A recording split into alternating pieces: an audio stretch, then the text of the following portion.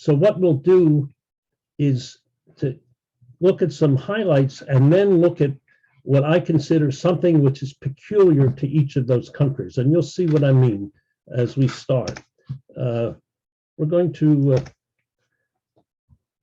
we're trying to go to the next slide. There we go. Last week, I talked about this thing called the Sykes-Picot Agreement. You don't have to know the name of it, but you should know that the imperial powers thought they were going to continue controlling other parts of the world. In this case, the Middle East. They had already divvied up Asia and they divvied up Africa. Then they wanted the Middle East. So if you look at this, here is what's Turkey now, but the lower part is blue zone going into Syria. They're going to divide into French control and French influence. And how they do that, that's a little weird. But anyway, that's what they thought they would do. And we talked about that last week. Then in 1922, we had the Treaty of Lausanne, which is really the treaty that is the last treaty for the end of the First World War. You know, so often we hear about the Treaty of Versailles, but Lausanne also is applicable to the areas that we're talking about. And we talked about the formation of modern countries. Then we discussed this war between Greece and Turkey, which was, I think, started by Greece, encouraged by Britain, and turned out very badly for Greece. And in the end, we have a population, quote, population exchange. Now we call it, unfortunately, ethnic cleansing, that up to 1 million Greeks or more were kicked out of Turkey, and at least 500,000 Muslims or Turks were kicked out of Greece. It was a period of great suffering. The treaty also set up what's called the mandate system. Under the League of Nations, these various imperial powers got mandates to set up, to prepare a country for independence. And this was a way of maintaining their control. So if you look at that Sykes-Picot map, it fits in. The French would, for example, over here would control Syria. And we'll see some more of that. And then we talked about the development of modern Turkey, its urbanization, its industrialization. And then we went to Palestine. And this is where we left off, talking about Palestine. And here's the last slide that we looked at last week. In 1937, this something called the Peel Commission made a proposal to divide up Palestine. That was the way of ending what was, it was really a civil war at that time between the Arabs, they didn't use the word Palestinian at the time, and the settlers, the Jewish settlers. Everybody said no to this proposal. And the reason I put it up there is that following this civil war, and well, let's look at what I've written here. A new style of negotiating means the Arabs said, we're not negotiating anything. And the Churchill and the others were not used to that. And the Arab point of view was, look, we were here. We don't have to negotiate. These guys are just intruders. So we're not talking to them. And there are these riots, 1920, 29, and 36 to 39 is a real civil war, because at that time, the Zionists stopped depending on the British government for defense. They developed their own army, what's called the Haganah, and there were other armed groups, as we'll see in a few minutes. And the Arab society is based on the old families. That's one of the problems, that families are competing for power. Whereas the Zionist organization was what we would call more modern. They really had the equivalent of ministries and people trying to control what was going on. You do have a lot of immigration, land sales, you know, the Palestinian or Arab, well, let's say Arab propaganda said, don't sell to the Zionists. And then under the table, lots of people were selling land, including from some of these families. There was this notion of absorptive capacity. the appeal commission said, well, the country can't absorb any more people. And this was at a time when there are less than 1 million people in the whole place. And today there are some 8 million people. Technology makes a difference. But at any rate, again, this is all a repeat of what we said last week, so I don't want to spend a lot of time on it. But the Arab Revolt in 36, the Appeal Commission, where you see the map. Then in 1939, the British said, we're going to really limit the immigration. And this was a red line for the Zionists. They could not deal with that. They did not want any limitation on immigration. And the Civil War continues. Then in 1947, the UN approves a partition plan. I mean, this was greeted by the Zionists as an incredible development. I mean, the whole, you have these images of people glued to the radio as each country cast its vote at the League of Nations. And so what this partition plan said is that this area in whatever color this is, I always have problems with my wife. Let's call it blue. It's not really blue. Anyway, this area here is seen to be the new Zionist state. It's very similar to what exists now, except for this area. See here, this is the Galilee, or it's actually the Western Galilee, and that becomes part of Israel in 1948. This is what I have here, this current West Bank, that's really contested even now by the Palestinians, although the Israeli government increasingly treats it as part of Israel, and we'll talk about that some more. And then this strip here is the infamous Gaza Strip. And that's 1947. Well, then in 1948, Israel declares independence. First, Britain finds that the mandate system is unworkable, and it's just, they can't control what's going on. And Israel declared its independence. Here's a US newspaper with a headline. And it was a great diplomatic coup for the new state to be recognized by the United States and then by the Soviet Union, because both of them thought that they could exert pressure for various reasons, and they were very lucky to get that going. So here's sort of a almost typical. I mean, this is an agricultural community. These little kids waving the new flag. This little kid is wearing a hat that's sort of characteristic of these settlers. In Hebrew, kova tembel, a dumbbell hat, but it's actually a hat that sits like that. It's just really characteristic of the Israelis. And then you have this War of Independence. And in the newspapers, it's seen as sort of a kind of David versus Goliath. That is, the small Zionist community versus 6 Arab countries who invade. And the invasion didn't work. But what's important for us here, because it's still with us, is the whole question of Palestinian refugees. We have hundreds of thousands of refugees who ran. The numbers differ. How many? Let's say somewhere between 300 and 700,000 left. And now, why did they run?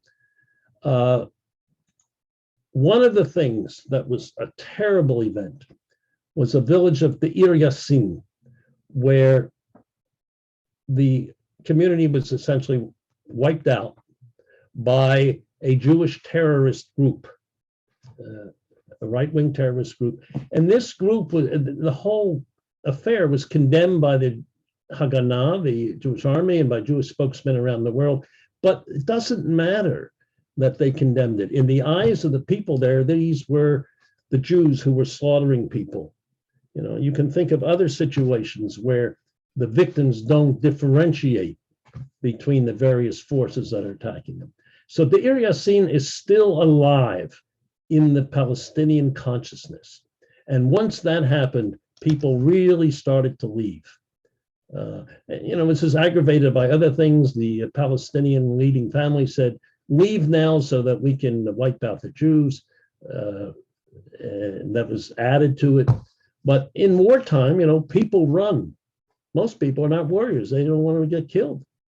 So 48 was a difficult time, both for the victims, in this case Palestinians, and for the victors. It wasn't an easy victory. It was a difficult war. So, as I said a few minutes ago, I can't give you the kind of detail that one might like to have. You could spend a lot of time on all these issues. There's a war of independence, and there's a total blockade of Israel by the surrounding countries. In 1956, Britain and France, as imperial powers, still were not quite ready to give up, and they wanted to get the Suez Canal back that the Egyptians had taken over. And you have a war of Britain, France, and Israel against Egypt, Jordan, and Syria. It was a disaster for the Egyptians, and then eventually the Israelis pulled out of Sinai, the peninsula.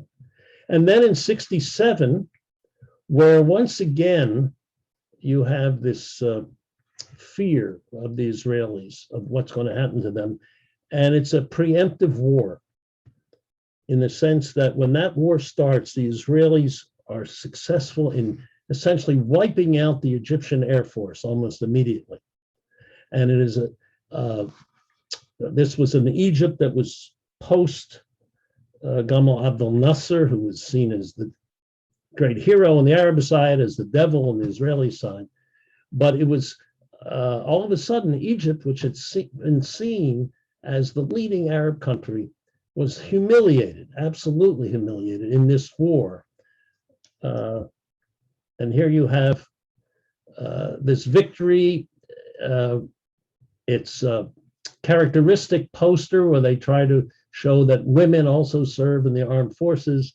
I'm pretty sure at that time women were not in combat, but they posing here with guns. But in 1973, you have an invasion of Israel essentially by Egypt and Syria. It was a scary time for the Israelis. Eventually, they turned it around and drove the invaders out and grabbed the whole part of the Sinai, went all the way to the Suez Canal again. It's called the Yom Kippur War because that was the day the invasion took place. The thought was the Israelis would not be as ready because of this religious holiday. What's important about it is that the Arabs, the Egyptians in particular, felt that their honor had been redeemed, that the Israelis are not invincible. The Israelis are not invincible, and my phone won't stop ringing.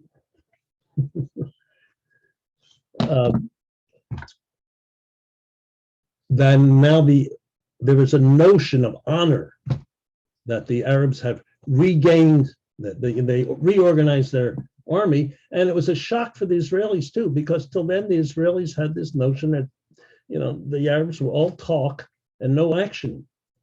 And then something happened, and you get this pretty impressive Egyptian army at first. The Syrians, not so impressive, but they also fought. And at the end of the war, the Israelis are still in the same position. But I would think that from 1948 till 67, the Israelis had won the propaganda war. They were seen in the world's eyes as heroes. After that, they started to lose face. And in 2021, I think essentially the Israelis have lost the propaganda war. They are seen in the eyes, say, of the European Union, of some of the elements in American society as aggressors. And that's a very difficult position for a country which is in many ways very successful. But here you have 1973, where the price of victory. I mean, it happened to, I happened to know a friend of mine, not a close friend, a widow, lost her husband in 73. And I just remember what a shock it was and how difficult it was to recover from that. And the Israelis, however, get a right-wing government in the late 70s, and what they say is that we're being bothered, more than bothered, but attacked by people on the other side, and they invade Lebanon. And they occupy part of Lebanon. Here, Israeli tanks in Beirut in 1982. And going back to what I just said about the propaganda war, all of a sudden, they are seen in other people's eyes as the aggressors. They're no longer the people who are being oppressed. At the same time, after 67 and 73, you have this question: what are the prospects for Palestinians in Israel? And this is an ongoing question that has not been resolved to this day. The Palestinians make up to maybe 20% of the Israeli population. And although there are large pockets of poverty in that society, they also have a relatively high educational level. In Israel, you'll run into a number of educated Palestinians, doctors, lawyers, writers, but they still feel this second-class position. And in fact, there's a recent law that sort of pushes further the definition of Israel as a Jewish state, and there are real issues here. The other issue is the continuation of the refugee camps. These are not in Israel. They are in the West Bank. They are in Lebanon. Personally, I feel one of the sources of the problems in the Middle East is the continuation of those camps. If you look at other wars, take the Second World War, where you had huge numbers of refugee camps. Eventually, those populations became integrated wherever they were, or they went somewhere else. But the UN has continued to support these camps, and I think it's a torture, cancer for the future. It's impossible to move forward if you have those camps. At this point, the Palestinians are not willing to move. They say, we want our land back. And it is a very difficult situation. So you have to distinguish between the Palestinians in Israel, many of them are citizens of Israel, and the Palestinians in the camps who are really under military control. It's a very difficult situation for them. And you have this ongoing discussion about, should we have two states, one for the Palestinians and one for the Israelis? And there are two big issues there. One is there are lots of Palestinians living in Israel, 20%. What would happen if you have a Palestinian state? Do you say to them, oh, you should go live somewhere else? Ethnic cleansing? And now, in the 21st century, and even earlier, you have settlements in the West Bank, close to 500,000 people now. There's no way, in my mind, that you're going to be able to have a Palestinian state there. I mean, it's a checkerboard. There are Jewish settlements all over the place. So I'm just presenting some issues. I don't have any idea as to what the answer to that should be, but one of the fears is another round of ethnic cleansing. You know, if I were Henry Kissinger, the great realpolitik here, what I would say is, well, that's how we solve the problem. We just kick these people out, and then they'll get used to it, and there'll be a unified state. And he would give the example of Poland after 1945. You can get the example of other places where they've been successful. Even Israel itself, part of its success is because they drove so many people out and were able to develop a Jewish majority. If I said anything like this in front of a Jewish audience in the United States, the audience would split. Some people would say, yeah, that's right. The other half would want to throw knives at me as a traitor to the Zionist cause and so on. It's a very difficult issue in the Jewish community. I just don't see any real solutions being on the table. The alternative to a two-state solution is a one-state solution, and I don't know how that would work. It hasn't worked so well till now. As I say, the Palestinians have made a lot of progress, who are citizens of Israel, but whether they're satisfied citizens of Israel, I can't tell you. Okay, all of this was supposed to be in last week's class, so I'm going to wind up to move on. And just here's a review. 1922, Palestine, Transjordan. Transjordan was created at the time. Syria is a French mandate. Iraq is a British mandate in the League of Nations. I made a mistake last week when I said Saudi Arabia was a mandate. It was never a mandate. And Egypt was not a mandate. It was just controlled by the British. They didn't have to call it anything. So here's the Middle East in 22. In 1949, you see Jordan looks the same. Syria looks the same. Saudi Arabia and Egypt look the same. Things are very different here. Palestine is divided up, and you have this West Bank, which is controlled by Jordan in 1949, and the Gaza Strip right here with full refugee camps, probably Egyptian control. After 1967, the Israelis occupy Sinai, which they eventually evacuated in late 1970s. Gaza Strip, which they evacuated in the 21st century, but it's still a hot spot. The West Bank, which increasingly looks like the Israelis are trying to annex, although they don't use that word.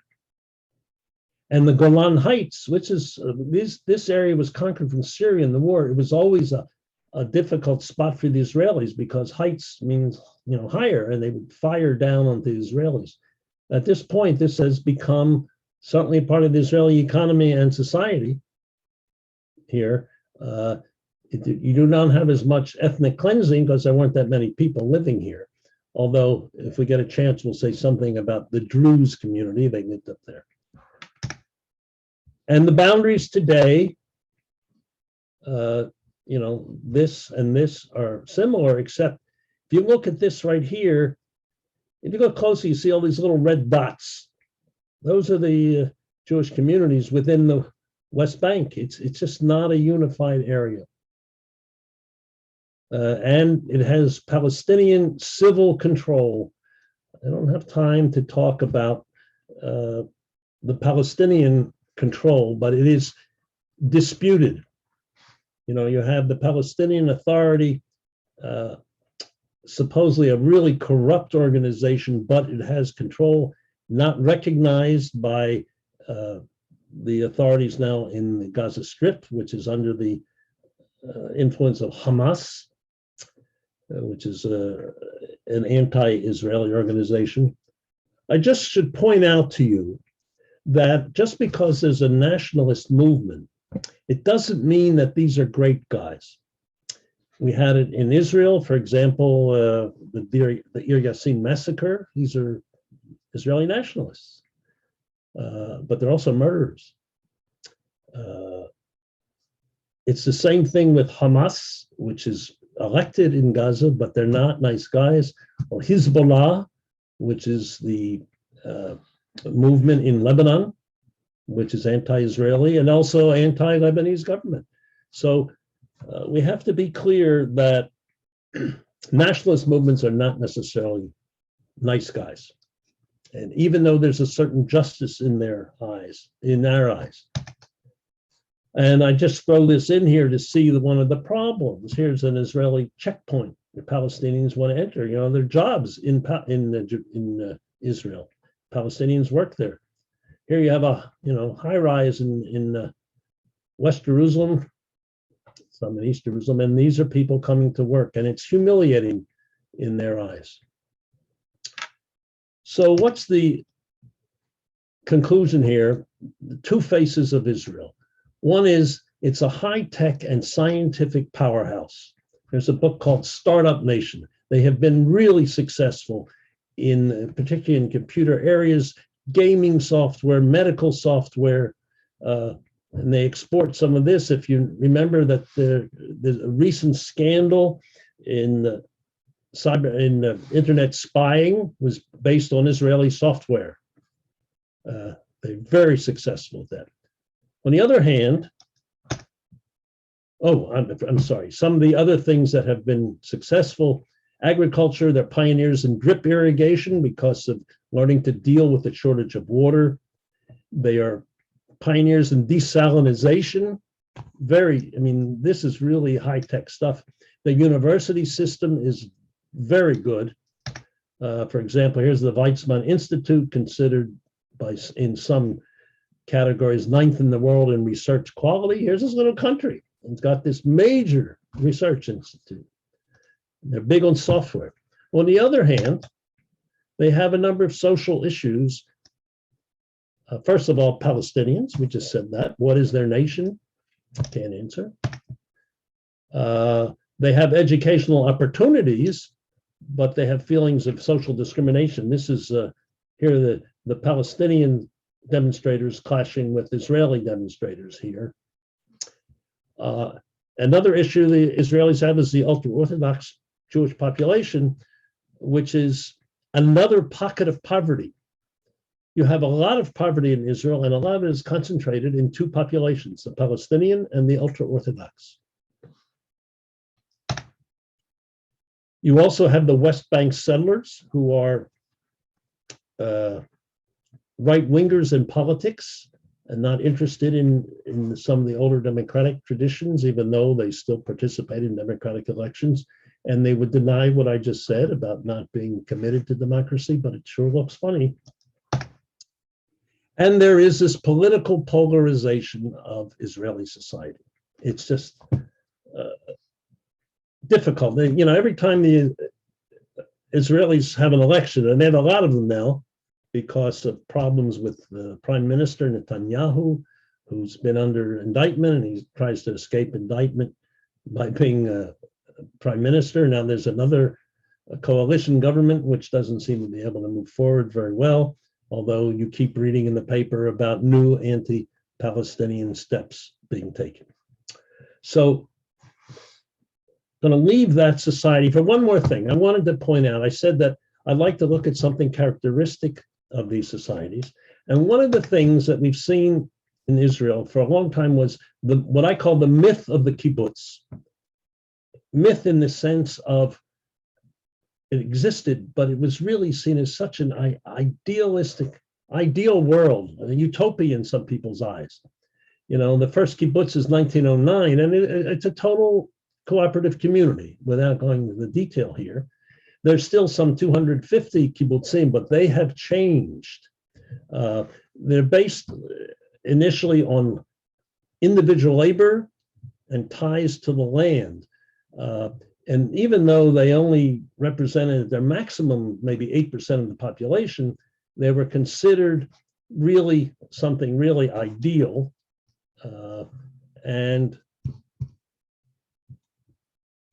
since the 1970s, that ideal has been breaking down. They used to have children's houses. Then all of a sudden the parents wouldn't have the children live with them. They used to have a dining hall where everyone ate together. Well, not so much anymore.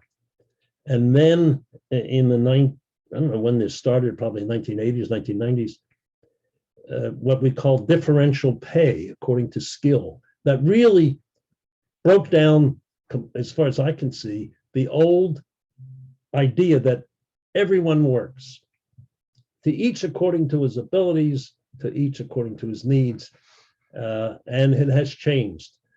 So there are still some kibbutzim who stick with the old routines, the old ideals, and they do have a lot of social measures. I mean, pensions and childcare and care for the aged and all that. They're still pretty good at that, but it's not what once was. And I wanted to play something here, I think nostalgic for a lot of people, how it was, I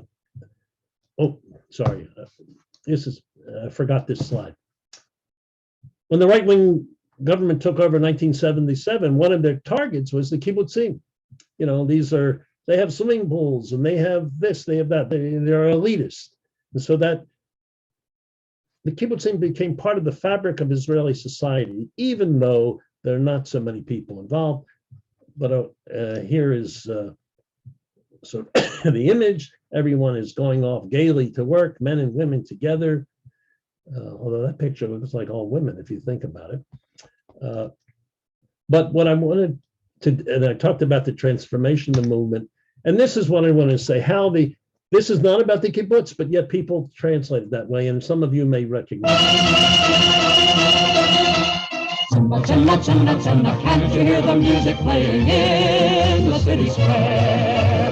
Tzimma, tzimma, tzimma, tzimma, come where all our friends will find us with the dancers there. Tzimma, tzimma, join the celebration. There'll be people there from every nation. Dawn will find us laughing in the sunlight, dancing in the city square. Tzimma, tzimma, bump and dance the horror, 1, 2, 3, 4. All the boys will envy me for Tzimma, tzimma. When the band is playing, my heart saying Tzimma, tzimma, tzimma. Well, that was sort of this image that we had in the 50s. It doesn't say anything about a kibbutz, but I think that's the image of the agricultural people who work all day and dance all night. You wouldn't find any left-wing group now, and the Weavers, I think you could say, are certainly left in American society, who would celebrate Israel in the same way. Things have changed. And I play this because I think it'll be nostalgic for a lot of people. I have a feeling in this community, a lot of people heard the Weavers in the 50s singing this kind of stuff. So,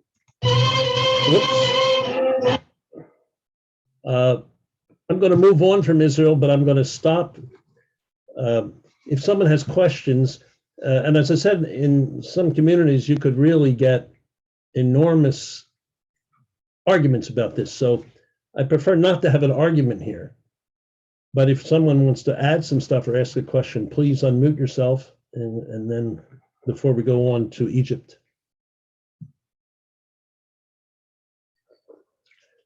Okay.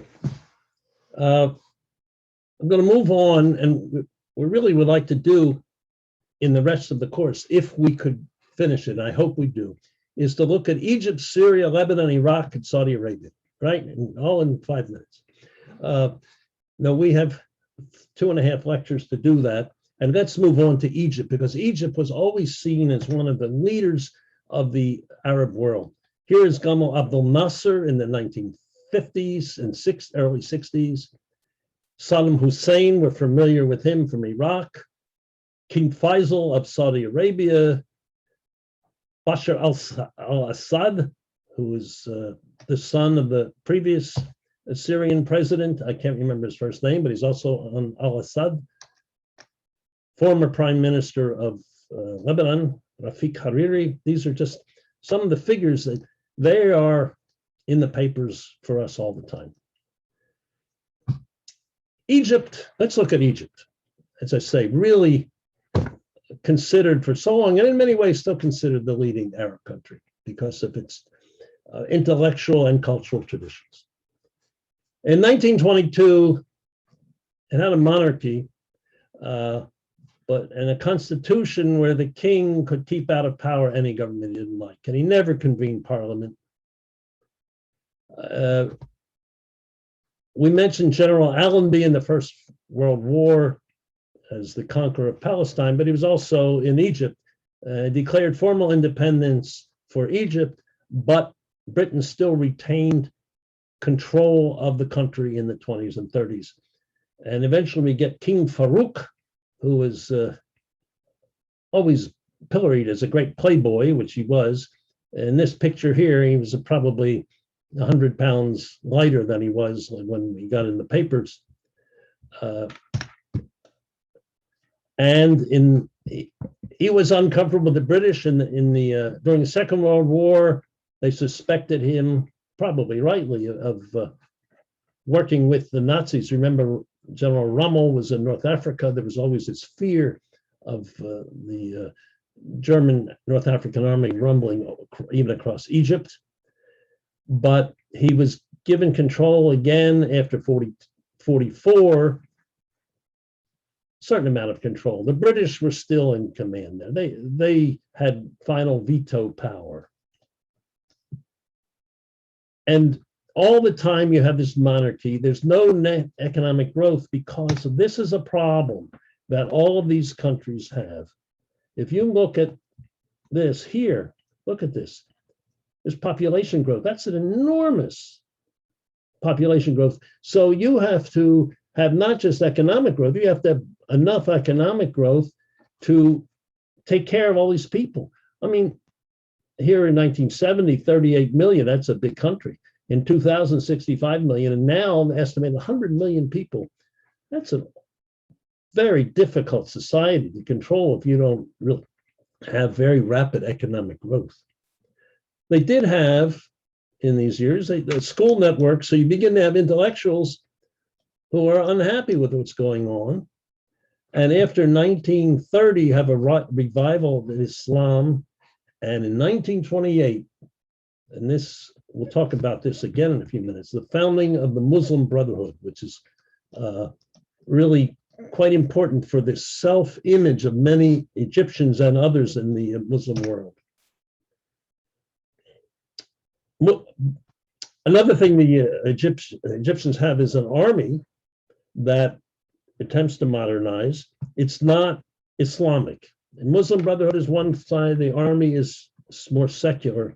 And there's a coup in 1952, the end of the Egyptian monarchy. And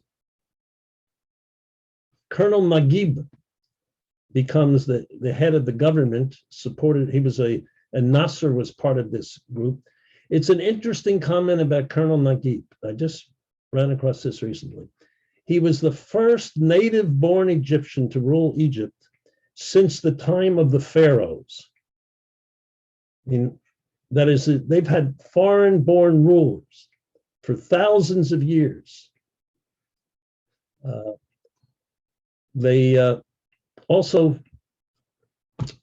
Anyway, here's Naguib, and here's a picture of Nasser, who eventually pushes aside Naguib. And here he is with Yasser Arafat.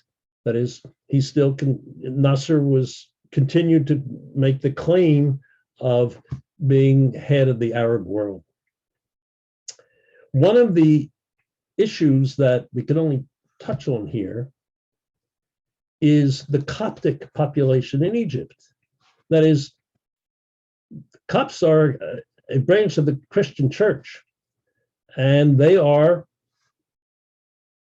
presumably persecuted in Egypt. I mean, they're big. They're somewhere between 5 and 20% of the Egyptian population. We don't know that census, but that's a real issue, that Egypt has its own minority issues.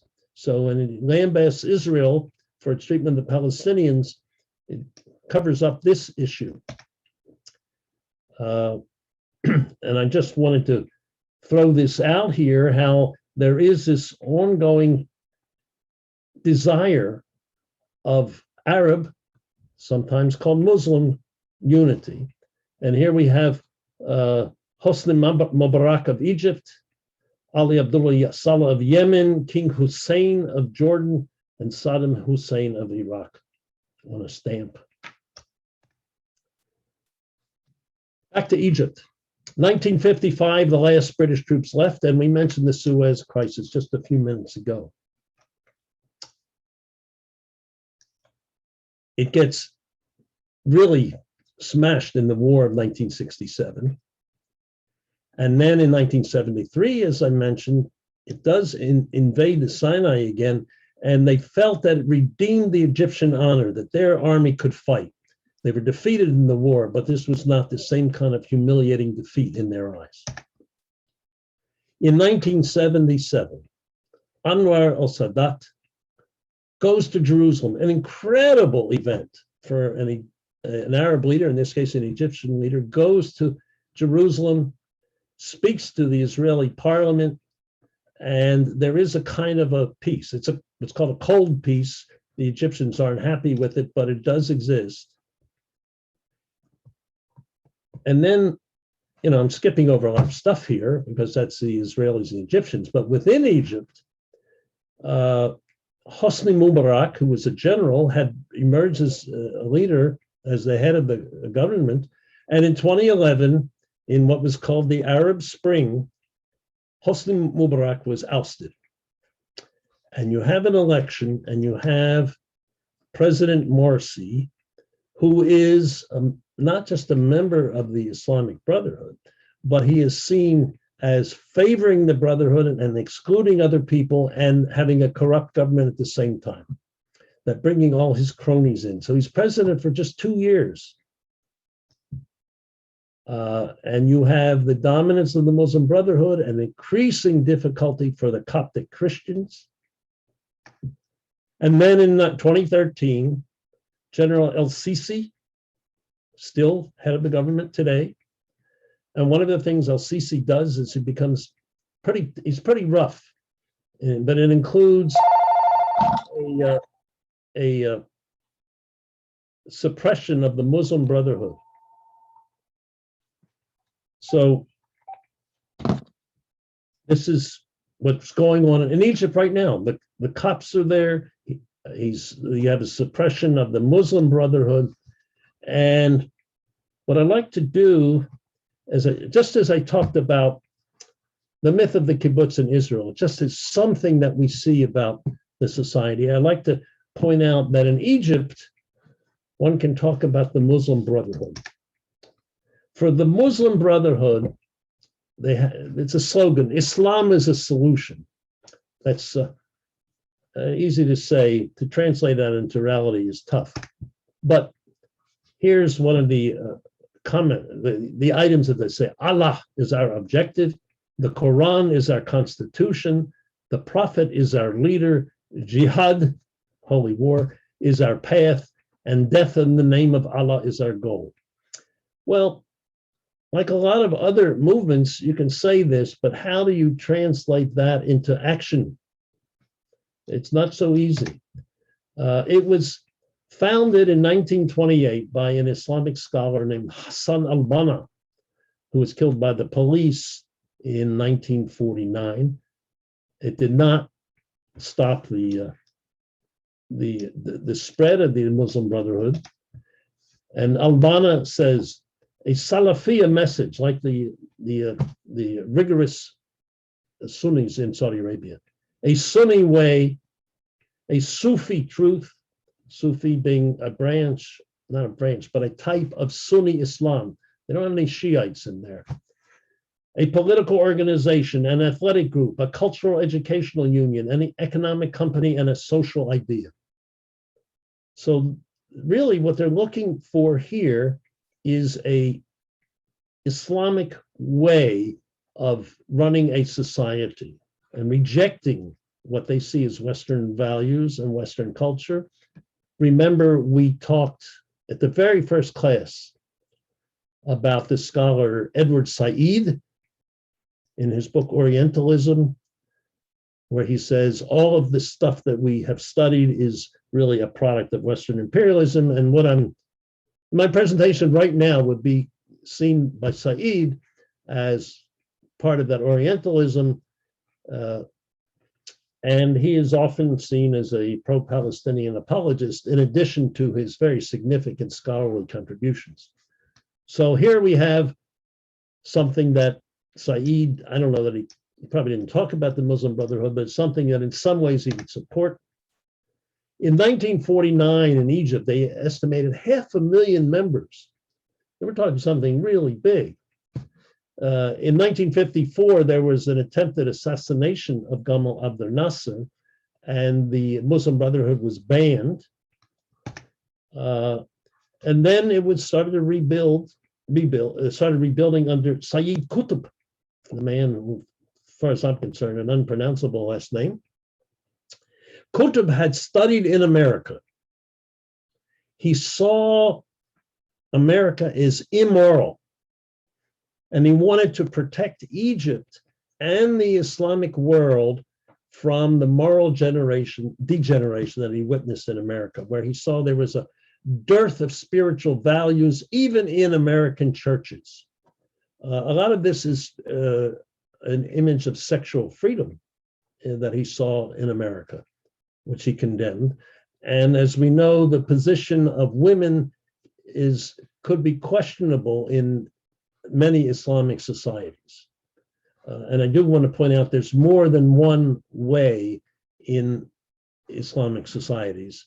It's not as though there's only one thing, despite what the anti-Islamic propagandists would tell us. So you take the Muslim Brotherhood, they really talk about social justice, eradication of poverty, eradication of corruption, and sinful behavior. Now that's a tricky item. What is sinful behavior? I don't particularly know how to define it, and it would be different in Afghanistan under the Taliban and in Saudi Arabia, different from what would be in Egypt or in Bosnia or in Syria, depending on the country. The Muslim Brotherhood also talked about political freedom to the extent allowed by Islam. How do you define that? Hard to know. So under Anwar Sadat in Egypt, a lot of the members were released from jail. And what you get are, or as I say, regrouping in the Muslim Brotherhood that is not always accepted by all Muslims. There's the Salafis, which you see over here from Al-Banna, are really an anti-Muslim Brotherhood. They have their own issues. So there's no single way that the Muslims look at society. As I mentioned, that when President Morsi was elected, he imposed authoritarian rule. I mean, he wasn't any great Democrat, even though he was elected in a democratic fashion. And then he was removed by a military coup, which is not in democratic fashion either. Here is a picture of a pro-Morsi. There's President Morsi demonstration in Egypt.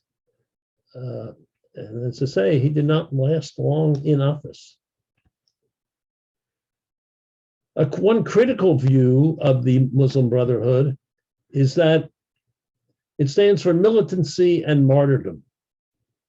Those are the central virtues. It's anti-Western, anti-imperialist, anti-colonial, and they look at the Jew as a metaphor for Western domination and immorality.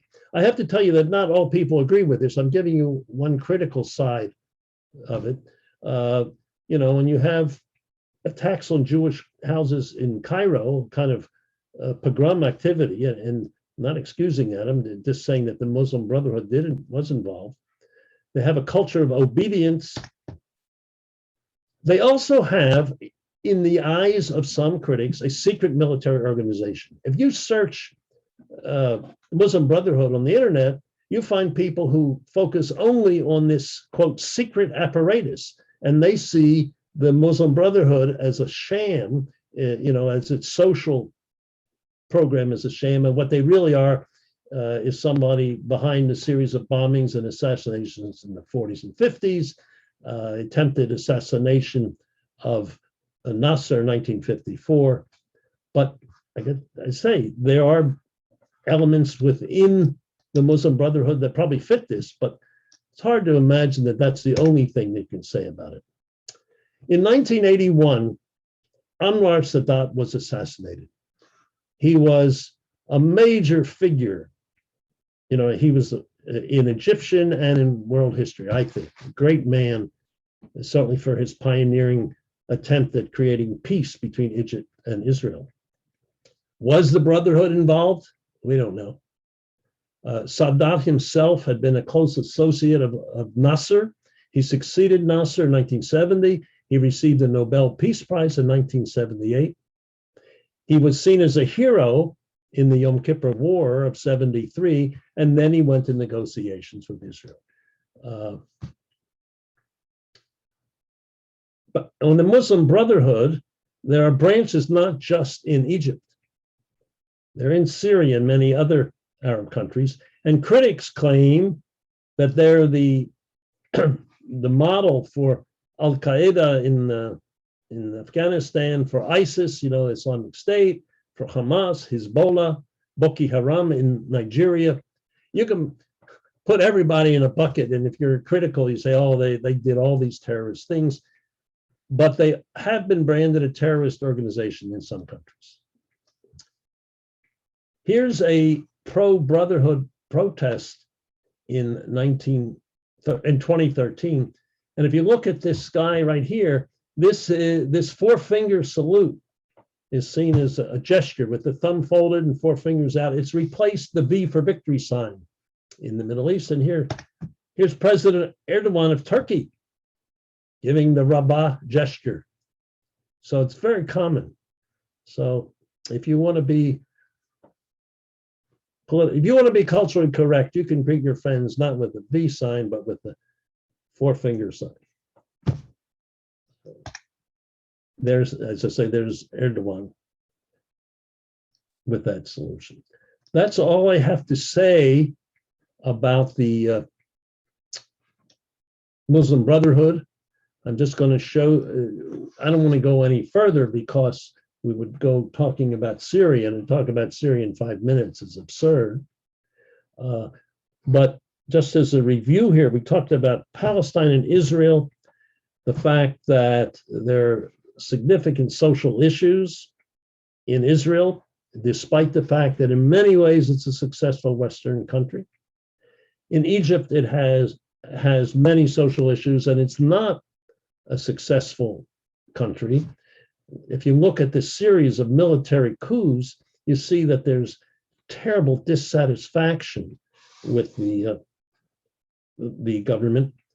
People criticize Israel because it has so many generals as prime ministers or military officials.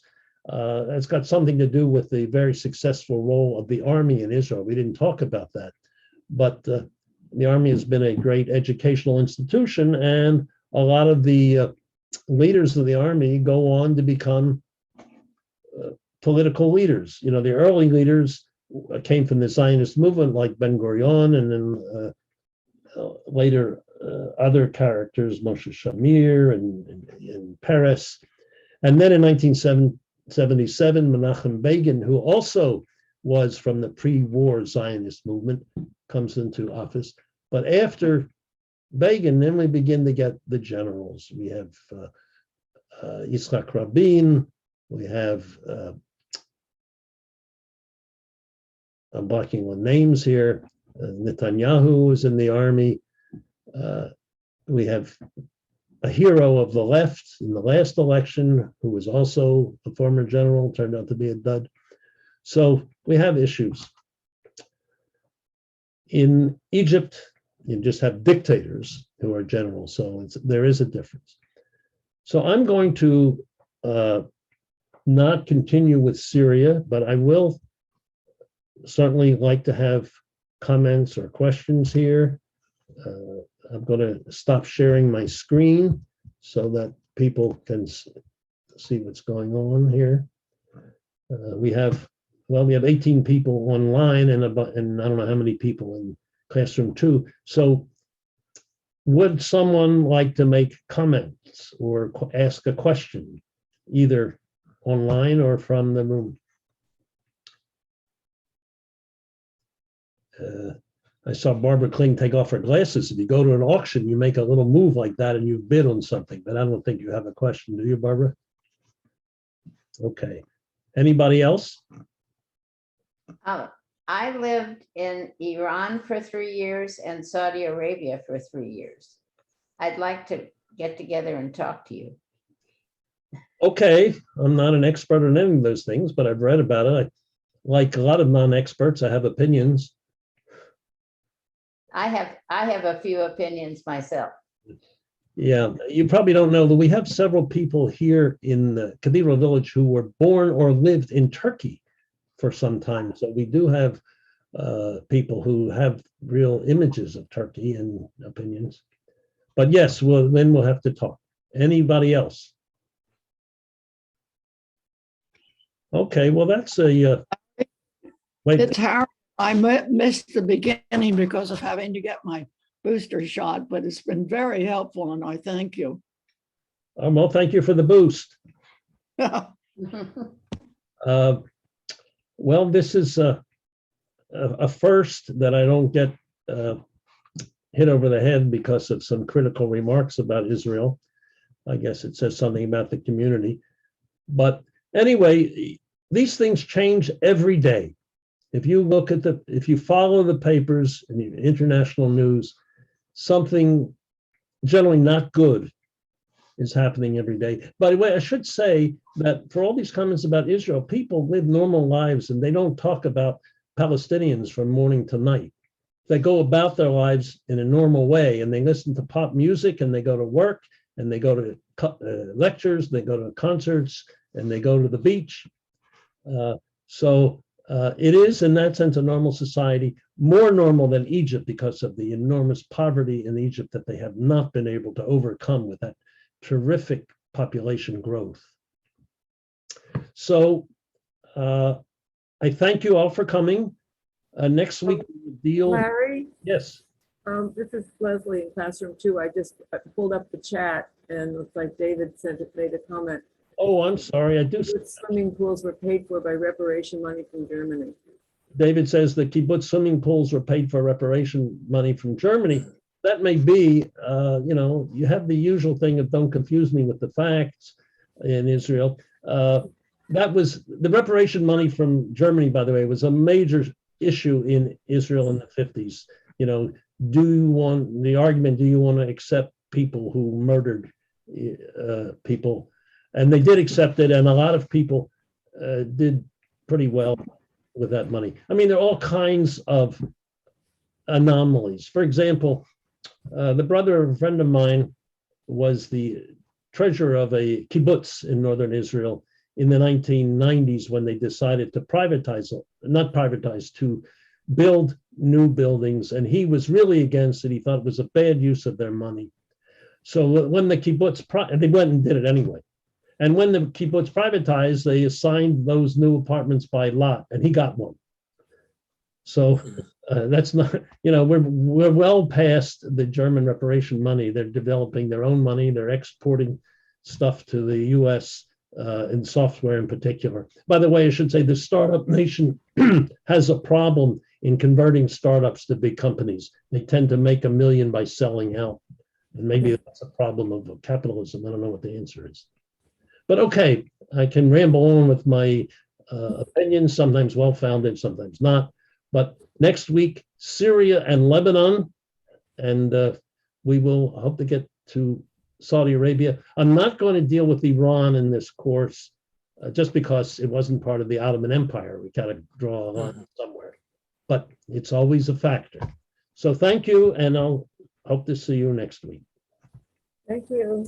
Thank you. Thanks, Larry. Mm.